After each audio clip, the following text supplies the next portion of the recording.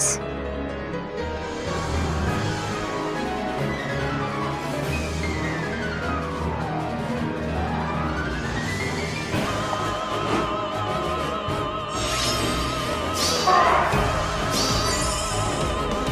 Yes. Spring has sprung. Best wishes. Very well.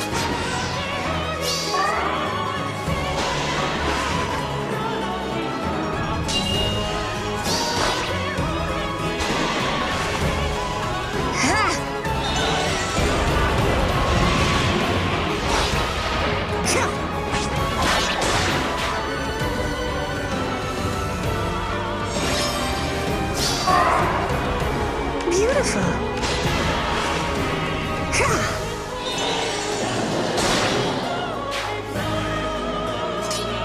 Time for a swim.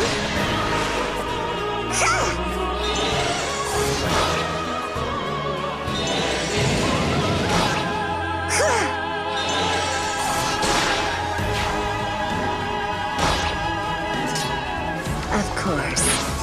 Yes.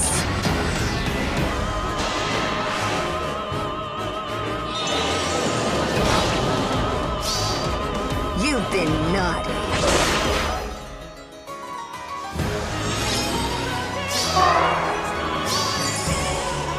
Let's go.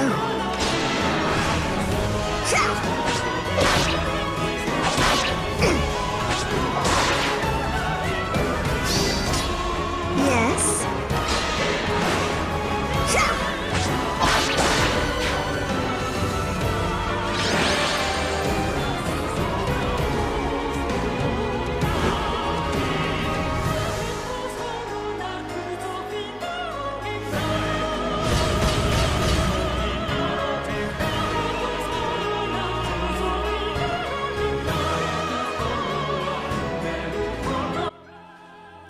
Hey everyone, GuardianE here with another Camilla Emblem clear video in Fire Emblem Heroes. Today we're going to be taking on Tatarrah's puppet Delthea, Fallen Delthea, on our very own Grand Hero Battle on Infernal difficulty.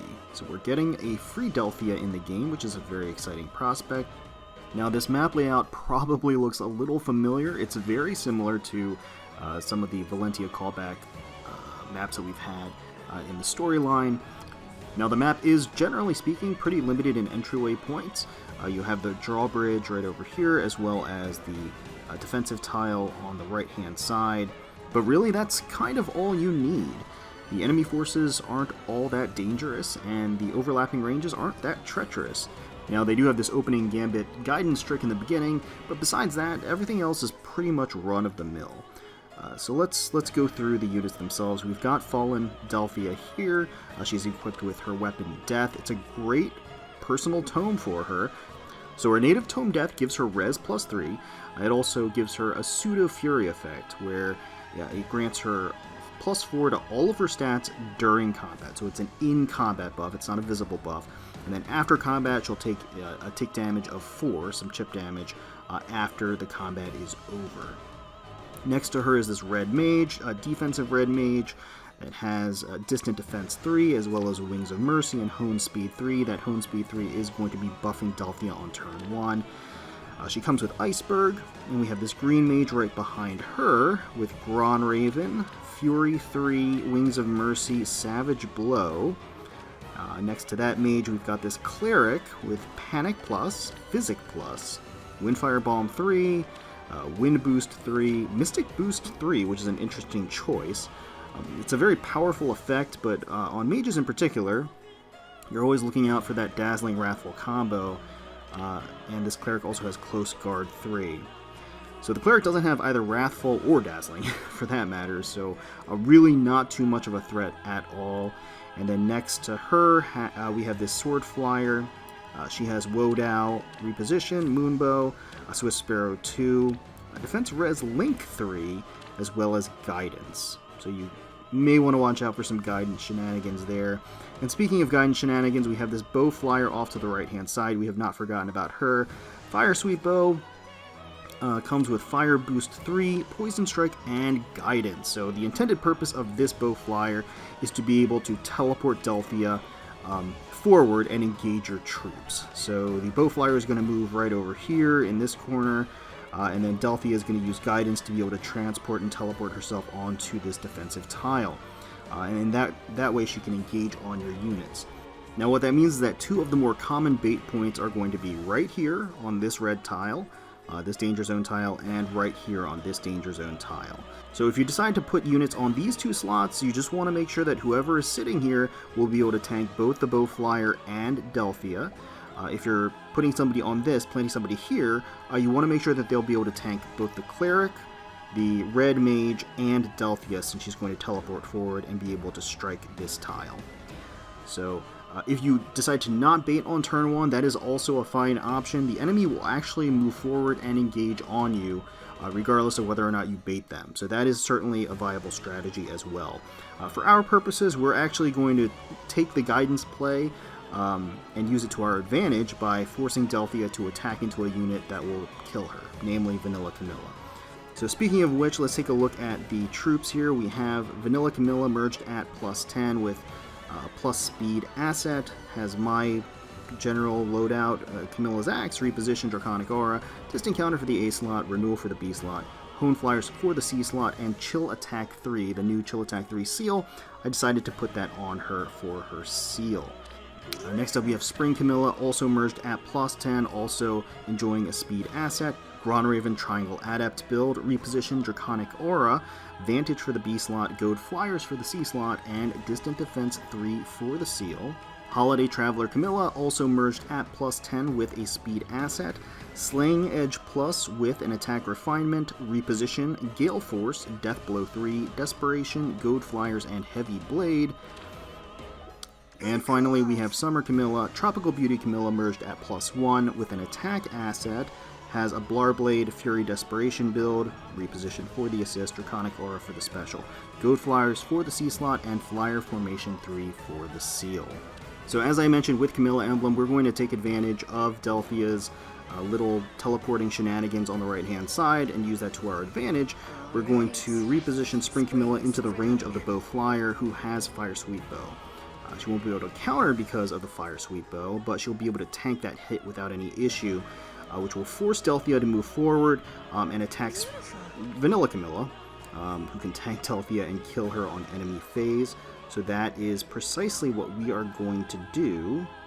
And in the meantime, we're just going to shift in T formation next to Vanilla Camilla to get that Hone Flyers buff for next turn. There we go. Excellent. And then on this turn, the Bowflyer has stuck her neck out. She's going to get sniped by Spring Camilla on player phase this turn. We'll now just use Summer Camilla to take out the Red Mage on player phase as well. We'll use Vanilla Camilla to reposition her to safety. Vanilla Camilla should be able to tank the Green Mage without any issue at all, and we're just going to shift New Year's Camilla up so she gets a Hone Flyers buff for next turn from Vanilla Camilla. And then we'll let New Year's Camilla do her business. She's just going to run up here, activate Gale Force on the Sword Flyer on player phase, and then finish off the Cleric as well on this turn. Definitely one of the easier Grand Hero battles, I have to say, but it allows you to play around with different options and different ways to approach the battle at your leisure. So let me know in the comments below what strategies and teams you ended up using to clear this Grand Hero battle on Infernal difficulty. Hopefully you enjoyed watching, and if you did, please feel free to leave us a like, comment, and subscribe to the channel for more Fire Emblem Heroes content. We thank you so much for watching, taking some time out of your day to spend with us, and until next time, let's protect those skies. Let's dream.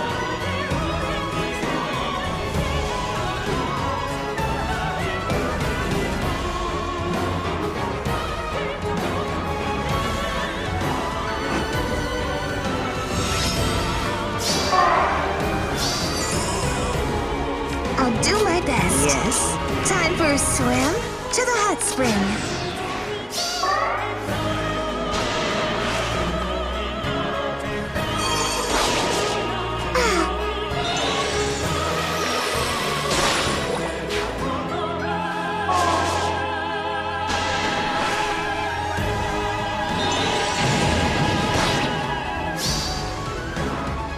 Sweet dreams.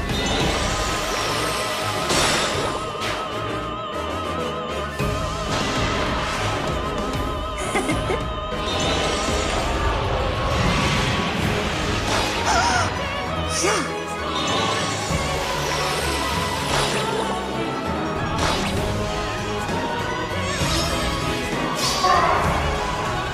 Gotta cool off, of course.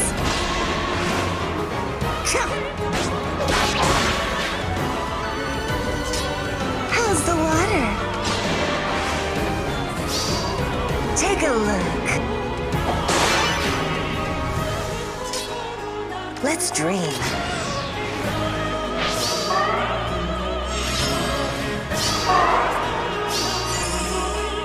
Yes. Very well.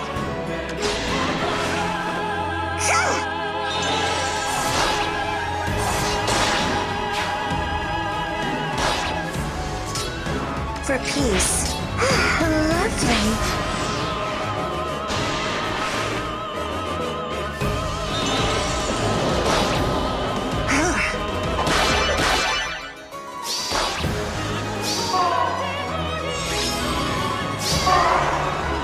How's the water? Time for a dip!